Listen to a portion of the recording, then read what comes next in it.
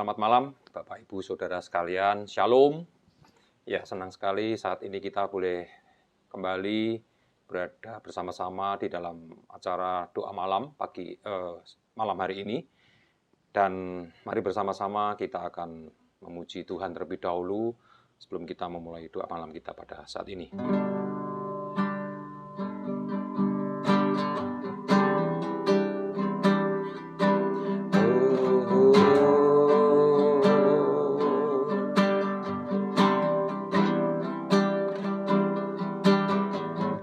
Kemanakah kami mencari kasih sejati? Kemanakah kami berseru saat badai datang menderu? Yang kami tahu hanya Kau yang mampu pulihkan segala sesuatu. Kemanakah kami mencari kasih sejati? Kemanakah kami berseru saat badai datang menderu? Yang kami tahu hanya Kau yang mampu pulihkan segala sesuatu. Kami perlukan keajaiban-Mu, kami butuhkan sentuhan tangan-Mu. Kami tak dapat jalan sendiri, kami perlu Kau Tuhan. Kami perlukan keajaiban-Mu, kami butuhkan sentuhan tangan-Mu. Kami tak dapat jalan sendiri, kami perlu Kau Tuhan.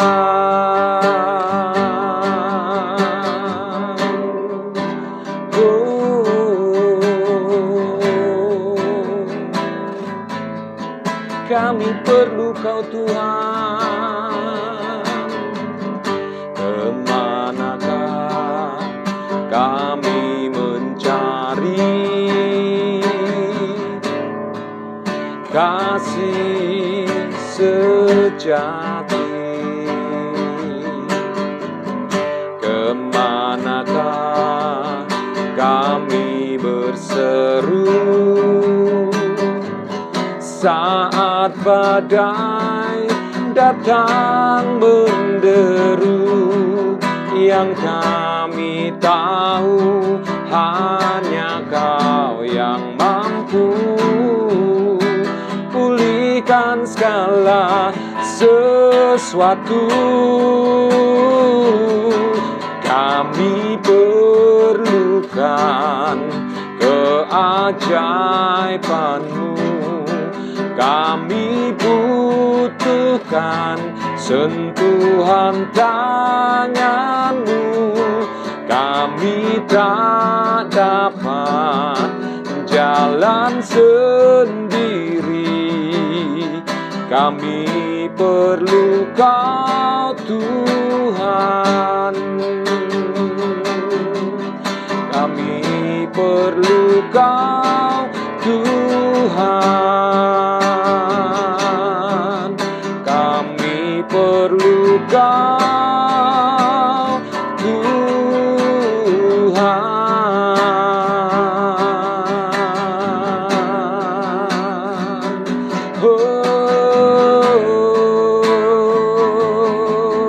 Kami perlu Kau, Tuhan, di dalam setiap kehidupan kami. Kami membutuhkan Engkau, Tuhan.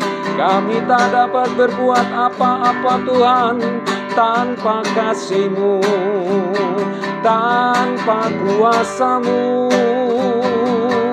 Oleh sebab itu, Tuhan, kami mau terus bersandar kepada-Mu, Tuhan. Kau Bapa yang sempurna, Kau Bapa yang baik, Tuhan.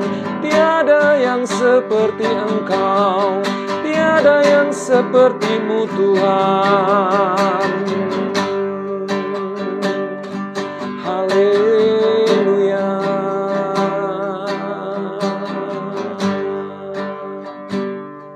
Terima kasih Tuhan, terima kasih Bapa. Malam hari ini Bapa, kami datang kepada-Mu Tuhan, membawa korban syukur kami, pujian kami, penyembahan kami Tuhan. Saat ini Tuhan, kami rindu lebih lagi Tuhan, untuk Engkau berbicara kepada kami melalui kebenaran firman-Mu Bapa.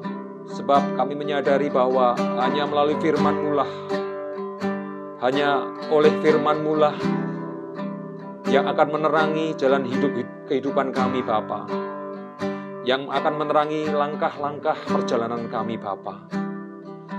Berkaryalah Engkau Tuhan di tengah-tengah kami. Berbicaralah Engkau Tuhan secara pribadi dalam setiap kehidupan kami, anak-anak-Mu Tuhan. Terima kasih Tuhan, terima kasih. Kami siap untuk diberkati dengan kebenaran firman Tuhan. Hanya di dalam satu nama, yaitu dalam nama Tuhan kami, Yesus Kristus. Amin.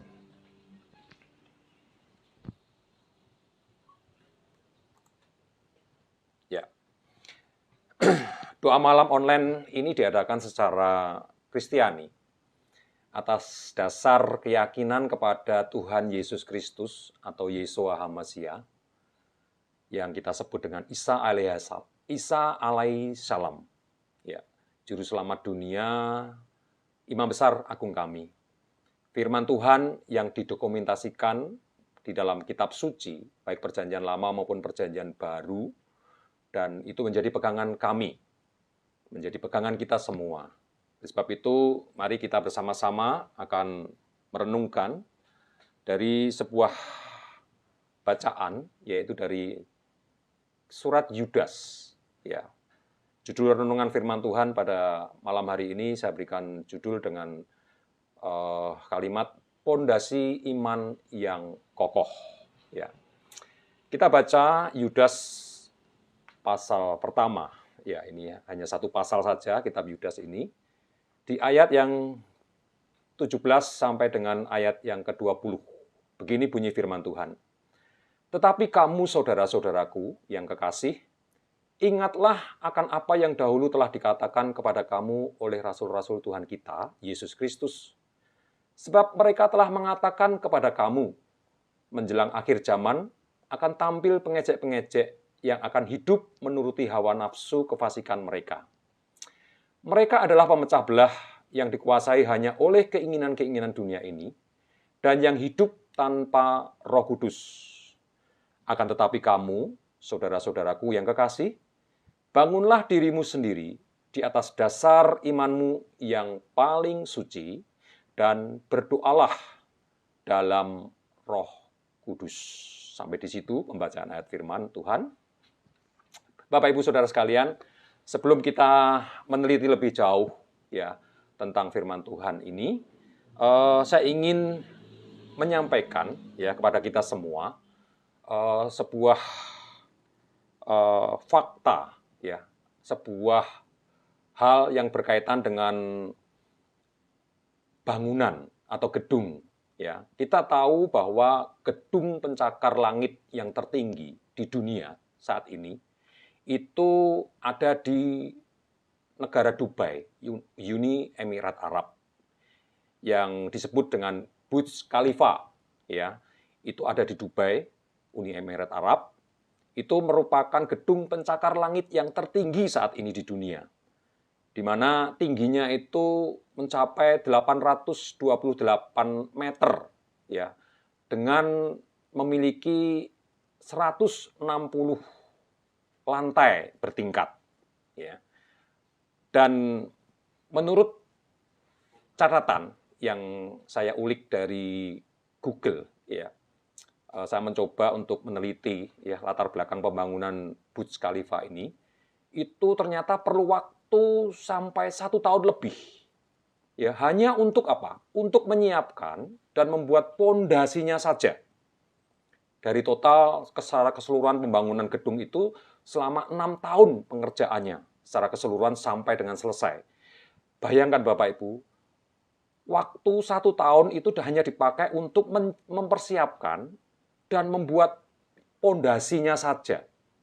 Ya, suatu rentang waktu yang cukup lama, ya, yang memakan waktu sampai sedemikian lama, hanya untuk mempersiapkan dan membangun atau membuat pondasi gedung itu saja.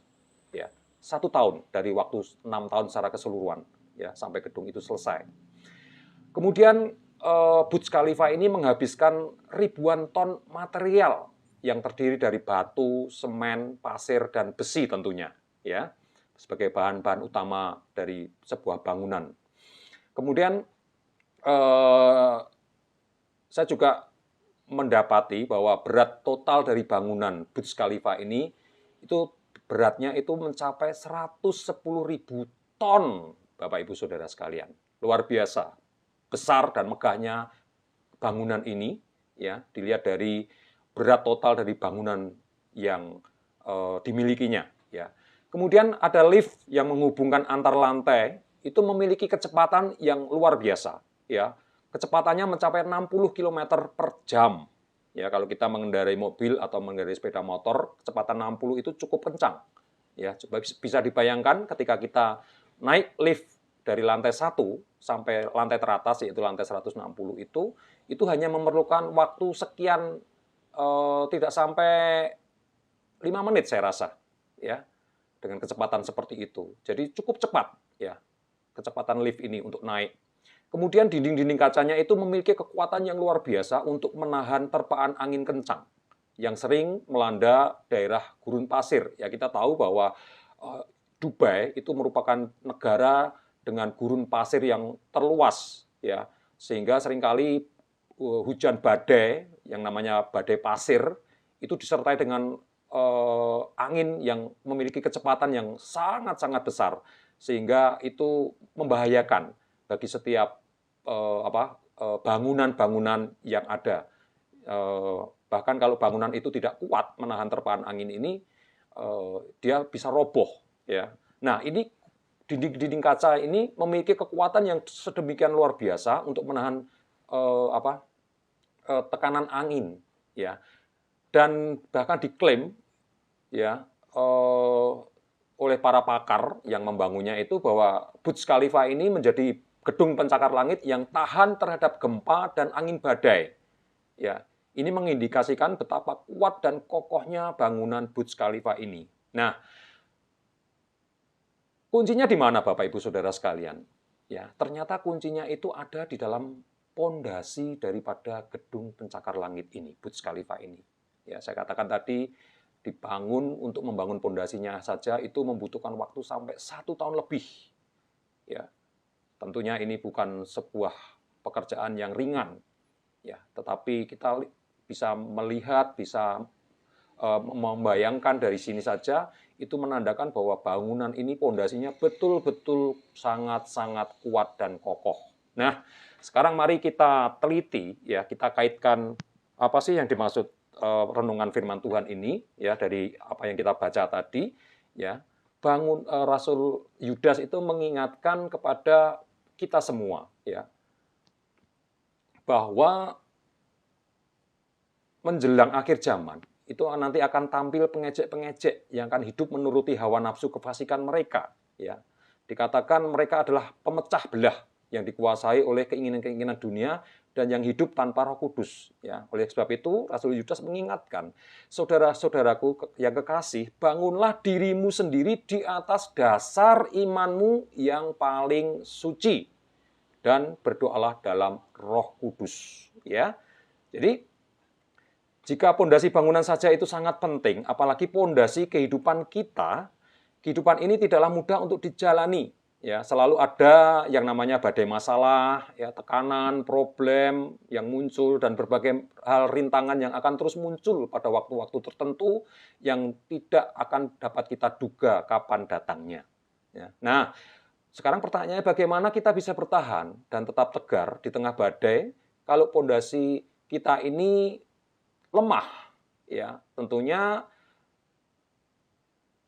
hidup kita ya akan mudah diombang-ambingkan atau mudah digoyahkan. Ya, bisa-bisa terkena masalah yang kecil hanya berupa angin-angin sepoi saja, itu sudah mampu membuat kita ambruk, ya, bahkan hancur berantakan.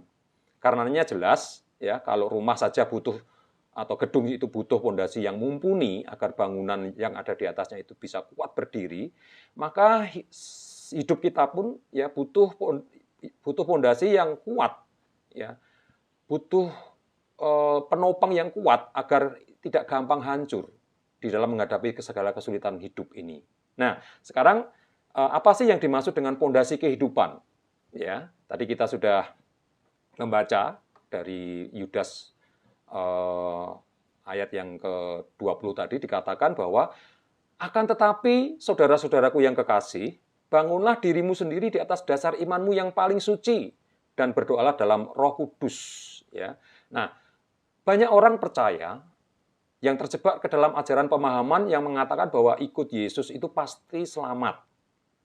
Itu ya, pasti, ya. Tapi yang menjadi pertanyaan sekarang, ya, ada paham yang mengatakan bahwa sekali selamat tetap selamat tanpa menyadari bahwa dalam proses mencapai keselamatan itu juga perlu dibarengi dengan yang namanya usaha untuk mempertahankan anugerah Tuhan, ya, supaya itu tetap, ya, dengan tetap kita mengerjakan keselamatan kita seperti yang tertulis di dalam surat Filipi, ya, pasal yang kedua ayat yang ke-12, ya. Di situ pada bagian yang terakhir dikatakan tetaplah kerjakan keselamatanmu dengan takut dan gentar. Jadi di sini Rasul Yudas telah mengingatkan kita untuk kita dapat membangun, kita dapat mengusahakan dengan tekun apa yang Tuhan sudah berikan, yaitu berupa keselamatan hidup dengan cara membangun diri kita sendiri di atas iman yang suci, atau bisa juga disebut dengan iman yang teguh, ya. Karena di atas iman yang demikianlah kita bisa membangun hidup kita ini dengan kokoh. Ya, bangunlah dirimu di atas dasar imanmu yang paling suci. Jadi boleh dikata iman yang paling suci itu berbicara tentang sebuah pondasi kehidupan bagi kita. Ya, iman yang paling suci itu berarti berbicara tentang pondasi kehidupan kita sebagai orang-orang yang percaya. Sekali lagi saya katakan, ya. Nah, sekarang berbicara masalah iman, ya, kita tidak akan membahas tentang iman, tetapi saya akan sedikit menyinggung, ya, bahwa iman itu ternyata ada golongan atau tingkatan. Dimulai dari iman yang sebesar biji sesawi, ingat ya, yang perumpamaan Tuhan Yesus tentang biji sesawi itu, hingga iman yang bisa memindahkan gunung, ya. Nah, oleh sebab itu ada banyak contoh di dalam kitab suci, kalau kita mau meneliti, yang menyebut tentang kadar iman seseorang, ya. Ada iman yang lemah, ya, itu dapat kita baca dalam Roma 14 ayat 1, nanti Bapak Ibu teliti, ya.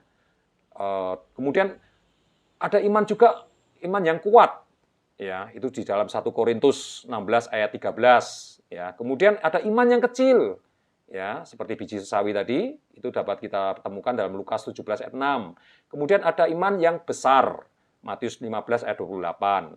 Kemudian ada iman kanak-kanak, ya, kita temukan itu di 1 Korintus pasal 13 ayat 11, kemudian 1 Korintus 14 ayat 20, ya. Dan kemudian ada iman yang dewasa. Itu dapat kita baca di dalam kitab Ibrani pasal 5 ayat 14. Kemudian disinggung juga di situ dalam firman Tuhan, kurang beriman dalam Matius 14 ayat 31. Kemudian beriman sepenuhnya, ya, Matius 21 ayat 21 sampai 22. Ya, itu tentang kadar iman, ya. Kita tidak akan membahas tentang hal itu. Nah, tapi yang jelas di sini dikatakan bahwa iman itu bukanlah sesuatu yang mati dan statis, ya. Tetapi iman itu harus dinamis karena iman itu hidup, ya. Kepada iman itu dapat ditambahkan segala sesuatu yang membangun, menghidupkan dan menyempurnakan. Rasul Petrus menyatakan, ya, di dalam 2 Petrus ayat pasal 1 ayat 5 sampai 7 demikian.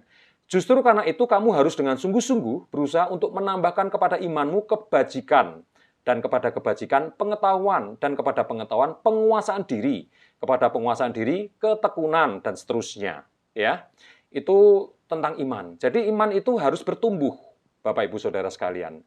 Tuhan Yesus memerintahkan agar kita memiliki iman yang bertumbuh. Ya, mengapa? Ya, mengapa toh? Untuk itu mari kita sekarang menyelidiki, ya, karena ini adalah merupakan dasar dari kehidupan kita. Ingat tadi bahwa pondasi kita itu berbicara tentang iman, kadar iman kita, ya. Nah, mengapa kita perlu memiliki pondasi iman yang kokoh, Bapak Ibu Saudara sekalian? Ya, kembali kepada bacaan Yudas tadi, di dalam Yudas 1 ayat 17 sampai 20 tadi, kita akan menemukan beberapa alasan, ya. Kalau kita meneliti, ya, Yudas ayat 17 sampai 20 tadi, kita akan menemukan beberapa alasan. Sedikitnya saya mencatat ada 4 hal di sini, ya. Yang pertama, ya, mengapa kita perlu memiliki pondasi iman yang kokoh? Alasannya adalah bahwa banyak orang akan lupa kepada firman Tuhan. Yudas 1 ayat 17 di situ mengingatkan, ya, kepada orang yang percaya supaya tidak melupakan pengajaran yang telah disampaikan oleh para rasul. Ya, yang demikian bunyinya. Saudaraku kekasih, ingatlah akan apa yang dahulu telah dikatakan kepada kamu oleh rasul-rasul Tuhan kita, Yesus Kristus. Demikian, ya.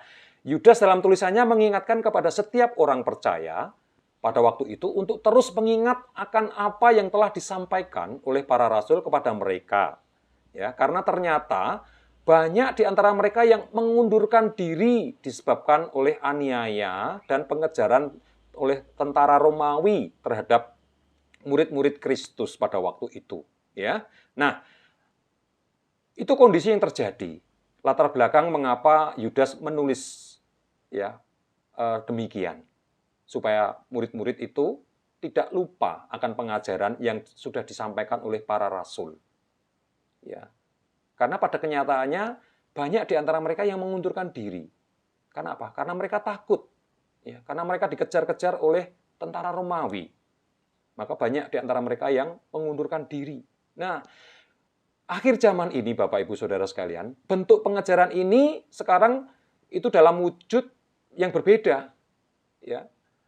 Bentuk atau wujud pengejaran terhadap orang-orang percaya itu berbicara tentang, kalau boleh saya katakan, berbicara tentang pengejaran harta duniawi, ya, jabatan, pangkat, kedudukan, dan sebagainya. Berapa banyak orang yang rela bekerja siang dan malam dan tidak punya waktu buat keluarga, apalagi untuk Tuhan. Ya. Orang yang seperti ini itu tidak akan menyadari bahwa dirinya itu sebetulnya sudah dikejar oleh ambisi, yang namanya ambisi untuk apa? Untuk mencari harta dunia sebanyak-banyaknya, tanpa ingat kepada yang memberi berkat. Ya, memang orang hidup itu harus bekerja, harus berusaha. Ya. Tetapi kalau yang namanya orang bekerja itu terus melupakan yang lebih penting, perkara-perkara yang lebih penting, ya, apalagi urusannya ini dengan kerohanian, ya, maka itu patut kita renungkan, Bapak Ibu Saudara sekalian, ya. Bahwa orang yang seperti ini, orang-orang yang tidak menyadari bahwa dirinya telah dikejar oleh ambisi untuk mencari harta dunia sebanyak-banyaknya, ya, itu mereka lupa kemudian kepada yang memberi berkat. Pada akhirnya mereka akan menyombongkan diri, mereka akan mengandalkan kekuatannya sendiri, kepandaiannya sendiri, keahliannya sendiri. Ya, bahwa pangkat, kedudukan, karir, jabatan yang saya raih selama ini itu karena kemampuan, berkat dari kekuatanku.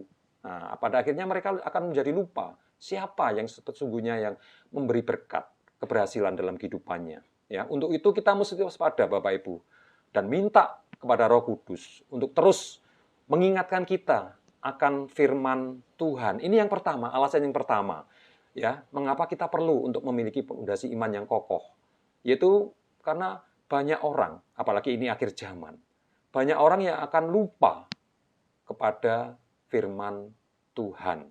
Ya, alasan yang kedua, akhir zaman ini juga akan tampil pengejek-pengejek yang akan menuruti hawa nafsu mereka.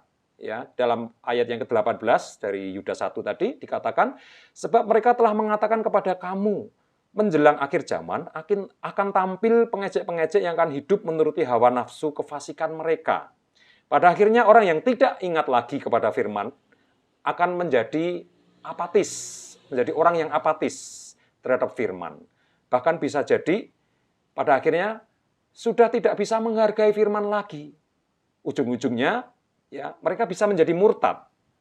Nah, kalau mereka sudah menjadi murtad, ya pada akhirnya mereka akan menjelek-jelekkan imannya yang lama. Dan itu sudah terjadi bukan, Bapak Ibu? Kalau kita menengok ya bagaimana media sosial hari-hari ini, ya bagaimana para murtadin ya yang pada mulanya beriman kepada Kristus, ketika mereka beralih imannya, maka dengan mudahnya mereka menjelek-jelekan iman yang lama, yang ditinggalkannya itu. Itu sudah terjadi. Kita lihat di medsos seperti itu. Ya, ini menjadi perenungan kita pada saat ini, Bapak Ibu. Ya, bahwa di akhir zaman nanti akan tampil pengejek-pengejek yang akan menuruti hawa nafsu mereka sendiri. Kalau kita tidak memiliki pondasi iman yang teguh, maka bisa juga ya kita adalah bagian dari mereka. Ya, kita menjadi bagian dari orang-orang yang akan mengejek kekristenan, mengejek ya Tuhan Yesus Kristus. Ya, itu alasan yang kedua. Ya, cepat saja. Alasan yang ketiga, ya, mengapa kita perlu memiliki pondasi iman? Ya, karena tanpa pondasi iman yang teguh, itu dapat menimbulkan yang namanya roh pemecah belah di antara jemaat Tuhan. Ya, kita tahu berapa banyak gereja yang bubar gara-gara adanya roh pemecah antar jemaat ini. Ya, adanya desas-desus tentang ketidakpuasan terhadap gaya pelayanan hamba Tuhan, pengajaran yang menyimpang dari kebenaran firman Tuhan, gesekan antara saudara seiman karena ambisi pribadi dan sebagainya. Itu semua adalah contoh konkret ya betapa berbahayanya roh pemecah ini ada di dalam gereja Tuhan. Nah, untuk itu kita perlu waspada. Ya, kita perlu ya memiliki pondasi iman yang kuat supaya ya kita jangan menjadi pemecah jemaat. Ya, Yudas 1 ayat 19 bagian A dikatakan mereka adalah pemecah belah yang dikuasai hanya oleh keinginan-keinginan dunia ini. Ya, itu alasan yang ketiga. Alasan selanjutnya, yang terakhir, tanpa memiliki pondasi iman yang teguh, sama artinya dengan mengandalkan kekuatan sendiri tanpa melibatkan Roh Kudus. Ya, Yudas 1:19 bagian B tadi dikatakan, dan yang hidup tanpa Roh Kudus. Ya, firman Tuhan dengan tegas mengatakan, terkutuklah orang yang mengandalkan kekuatannya sendiri. Itu Yeremia 17 ayat 5 berkata, beginilah firman Tuhan, terkutuklah orang yang mengandalkan manusia, yang mengandalkan kekuatannya sendiri dan yang hatinya menjauh daripada Tuhan. Firman Tuhan berkali-kali mengingatkan kepada kita seperti itu. Jangan sampai hidup kita ini menjadi tidak berkenan di hadapan Tuhan karena kita tidak percaya kepada kasih Tuhan. Ya, mungkin saat ini kita mulai bimbang. Kita mulai meragukan kuasa Tuhan. Ya, misalnya karena sudah lama berdoa untuk sakit yang kita derita mungkin. Sudah lama kita berdoa tapi belum juga Tuhan jawab, belum juga bisa disembuhkan dan sebagainya. Lalu kita mulai mencari cara-cara alternatif yang lain di luar cara-cara medis maupun rohani. Ya, kita mulai percaya kepada dukun, mungkin kita mulai percaya kepada yang namanya paranormal yang kelihatannya lebih menjanjikan buat kesembuhan kita. Itu bisa saja terjadi dalam kehidupan kita hari-hari ini, Bapak Ibu Saudara sekalian. Ya, firman Tuhan telah mengingatkan bagi orang yang mengandalkan kekuatan manusia itu menjadi terkutuk di hadapan Tuhan. Dan selanjutnya otomatis hidupnya akan menjadi semakin jauh dari Tuhan. Seperti yang dikatakan di dalam Yeremia 17 ayat yang kelima tadi. Bapak Ibu Saudara sekalian. Ya, jadi empat hal ini yang menjadi landasan atau menjawab pertanyaan mengapa toh kita harus perlu memiliki pondasi iman yang teguh. Ya, nah sekarang bagaimana kita dapat memiliki pondasi iman yang kuat, Bapak Ibu Saudara sekalian? Ya, kita kembali lagi kepada Yudas 1 ayat 17 sampai 20 tadi. Ya, apa yang Firman Tuhan katakan di situ? Ya, yaitu yang pertama, ya bagaimana kita bisa memiliki pondasi iman yang kokoh, yang kuat, ya. Maka tidak ada cara lain selain kita harus terus-menerus hidup di dalam ajaran kebenaran firman Tuhan. Ya, di sini kita menjumpai kata perintah tadi di dalam Yudas 1 ayat 17 tadi dikatakan, ya, ingatlah akan apa yang dahulu telah dikatakan kepadamu oleh rasul-rasul Tuhan kita Yesus Kristus. Ya, di sini murid-murid diperintahkan untuk terus mengingat apa yang telah disampaikan kepada mereka. Ya.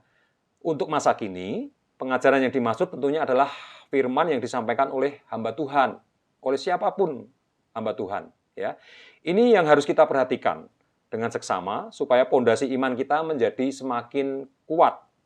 Pengalaman iman dan firman Tuhan adalah bahan-bahan bermutu. Saya katakan sekali lagi, pengalaman iman dan firman Tuhan adalah bahan-bahan bermutu yang dapat menjadikan pondasi iman kita ini kokoh.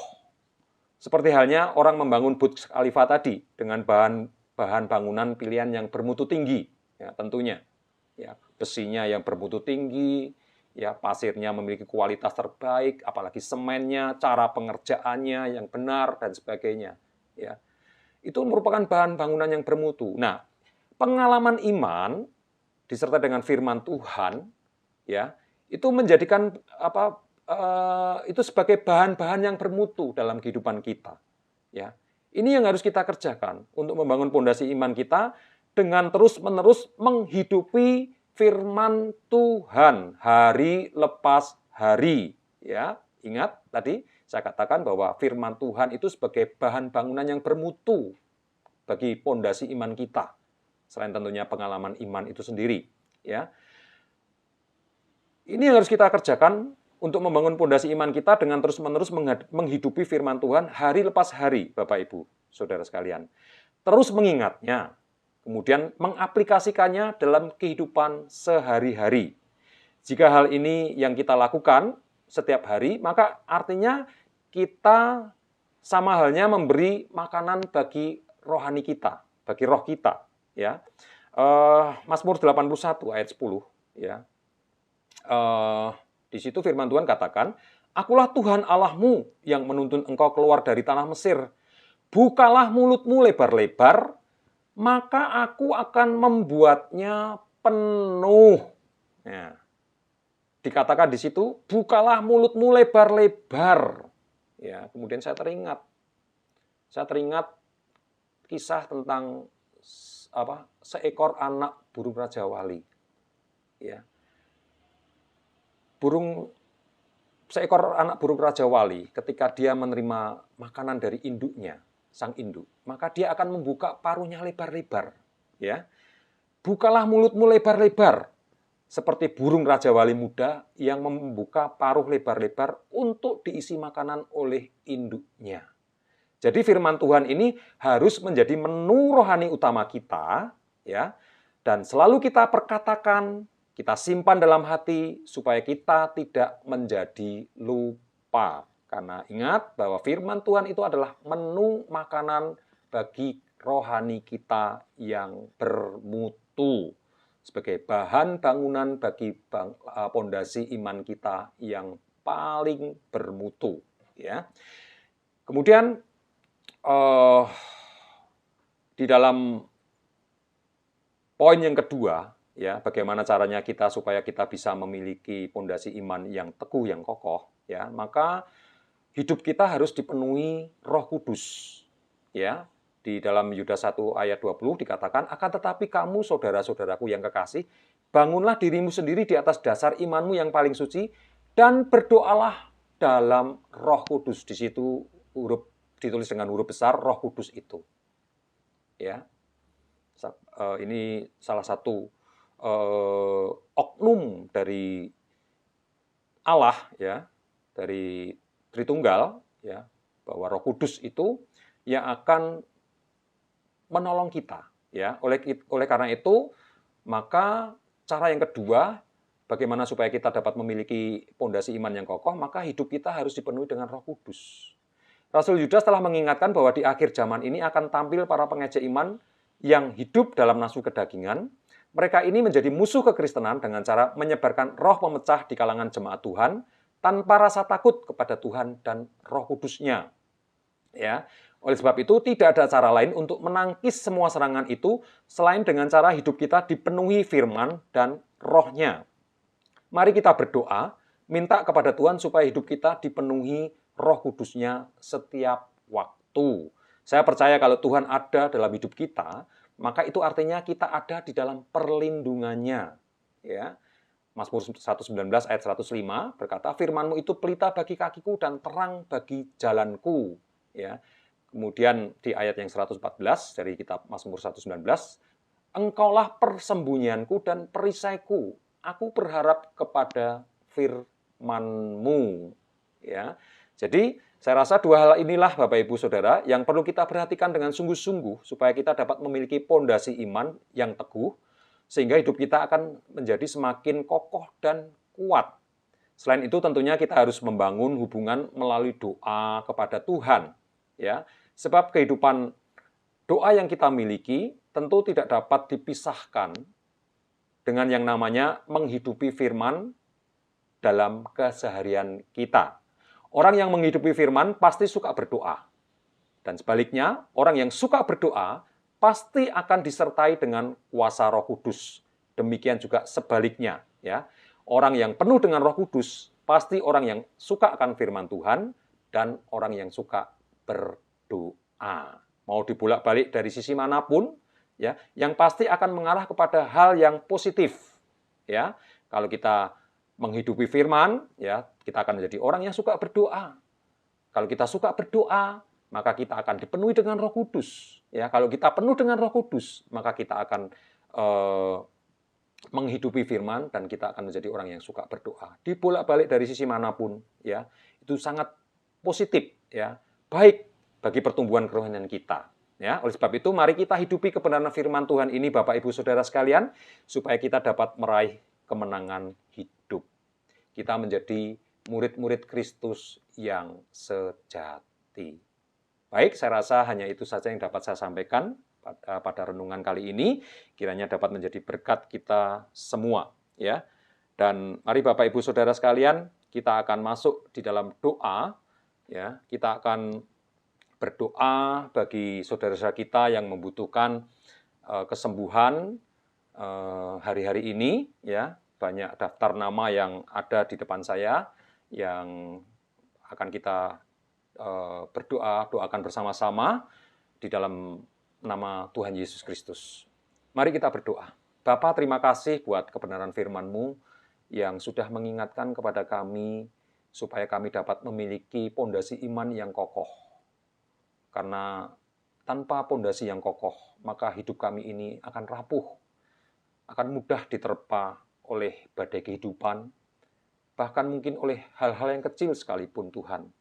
Oleh sebab itu, biarlah firman-Mu yang sudah kami renungkan pada saat ini Tuhan, itu dapat kami hidupi, dapat kami kerjakan Tuhan dalam kehidupan kami masing-masing, supaya kami dapat memiliki dasar kerohanian yang kokoh, pondasi iman yang kokoh, yang teguh, yang mampu untuk menjawab setiap tantangan-tantangan kehidupan yang terjadi dalam hari-hari yang kami lalui, Bapa. Roh Kudus yang akan menolong, memampukan setiap kami anak-anak-Mu Tuhan di dalam menghadapi segala tantangan-tantangan kehidupan ini. Baik itu berupa sakit penyakit, maupun juga berupa kesesakan, tekanan, baik tekanan ekonomi, maupun hal-hal yang lain. Mungkin saat ini kami tengah dalam masalah keluarga, masalah hubungan antara suami dengan istri, hubungan antara orang tua dengan anak, maupun juga dalam pekerjaan yang kami hadapi hari-hari ini yang menguras emosi dan energi kami, Bapa. Bahkan itu membuat hidup kami ini menjadi mundur, Bapa. Oleh sebab itu Tuhan, tolong kami pada saat ini Tuhan. Melalui kebenaran firman-Mu kami diingatkan, supaya kami dapat menghidupi, hidup di dalam kebenaran firman-Mu. Dan kami mau untuk terus dipimpin oleh kebenaran Roh Kudus-Mu Tuhan. Dan kami hidup di dalam hubungan yang intim bersama-sama dengan Tuhan. Karena tanpa kedekatan, tanpa hubungan Tuhan, maka hidup kami akan tidak ada artinya Bapa. Oleh sebab itu ya Tuhan, sekali lagi kami mohon, kiranya Roh Kudus yang tak terbatas kuasanya menolong kami semua saat ini Bapa. Saat ini kami juga berdoa, teringat akan saudara-saudara kami yang saat ini membutuhkan kesembuhan. Kami menyebutkan nama-nama mereka di hadapan-Mu Bapa. Saudara Aryati Wirawan, Ibu Arni Setiawati, Ibu Budi Suswanti, Bapak Yohanes Sutarman, yang semuanya ada di Purwodadi, anak Alex Giovanno Wibowo, yang ada di Salatiga, Saudara Siti Rondiah, yang ada di Semarang, Cahyadi Bagiawati, Otniel, yang ada di Semarang, kemudian Ibu Kristiningsih, Joko Widodo yang ada di Jogja. Semuanya mereka saat ini membutuhkan uluran tangan-Mu Bapa. Engkau adalah Jehovah Rafa, Allah penyembuh bagi mereka Bapa. Tuhan mengulurkan tangan-Mu dan menjamah bagian tubuh mereka yang sakit, menyembuhkan di dalam nama Tuhan Yesus Kristus. Demikian juga bagi saudara-saudara kami yang juga bergumul selain persembuhan. Hari-hari ini ya, kami teringat untuk Ibu Sri Purwati, Ibu Yohana Asri Saptarini, yang bergumul dalam persoalan tantangan mereka yang mereka hadapi hari-hari ini. Tuhan menolong mereka semua, buka jalan bagi persoalan yang mereka hadapi saat ini Bapa. Dalam nama Tuhan Yesus Kristus. Terima kasih Bapa, terima kasih. Demikian juga kami berdoa Tuhan bagi bangsa dan negara kami. Kami terus mendoakan bagi pemerintahan bangsa dan negara kami ini. Kiranya Tuhan menolong, memberkati bangsa dan negara kami, supaya bangsa dan negara kami ini menjadi semakin baik, menjadi semakin maju, dan lepas dari kemiskinan, dari ketertinggalan dari bangsa-bangsa yang lain Bapa. Tuhan juga menolong kalau suhu politik saat ini mulai meningkat karena mendekati tahun pemilu Bapa. Tuhan tolong supaya semuanya dapat teratasi Bapa.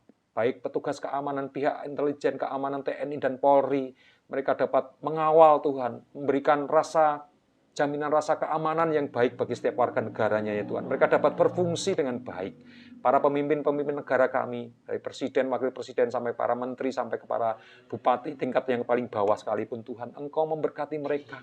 Roh takut akan Tuhan ada dalam setiap kehidupan mereka, sehingga mereka dapat memimpin bangsa dan negara kami ini dengan takut akan Tuhan. Daerah Kabupaten Gerobokan, kami serahkan dalam tangan-Mu. Tuhan juga memberkati, sebagaimana firman-Mu katakan, usahakanlah kesejahteraan di mana Engkau aku buang. Oleh karena itu kami berdoa bagi kota kami saat ini Tuhan, biarlah Tuhan memberkati Kabupaten Gerobokan ini dengan berkat-berkat yang melimpah Bapa. Terima kasih Bapa, terima kasih.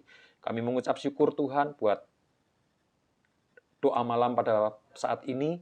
Kami yakin dan percaya bahwa Engkau sudah mendengar dan Engkau menjawab setiap doa dan pergumulan dari kehidupan kami semua Bapa. Terpujilah nama-Mu Bapa. Kami mengucap syukur dan kami alaskan doa dan sembahyang kami ini hanya dalam satu nama, yaitu dalam nama Tuhan kami, Yesus Kristus. Amin. Demikian doa malam kita kali ini Bapak Ibu Saudara sekalian. Terima kasih buat dukungan dari Bapak Ibu Saudara sekalian yang telah berkenan untuk hadir dan mengikutinya. Mari terus dukung siaran rohani ini dengan mengikuti doa pagi dan doa malam yang diadakan setiap hari Senin sampai dengan hari Sabtu. Ya, doa malam diadakan mulai jam 6 sore, kemudian doa pagi mulai jam 5 pagi ya sampai selesai. Ya, sekali lagi terima kasih kepada Bapak Ibu semua yang sudah mendukung. Kami tetap mengharapkan dukungan Bapak Ibu Saudara semua, baik berupa doa, subscribe, like, and comment, dan share. Ya, jika Bapak Ibu merasa ini menjadi berkat bagi Bapak Ibu Saudara sekalian, Bapak Ibu bisa bagikan kepada teman-teman seiman yang lain, supaya lebih banyak lagi yang diberkati. Tuhan Yesus memberkati kita semua. Amin.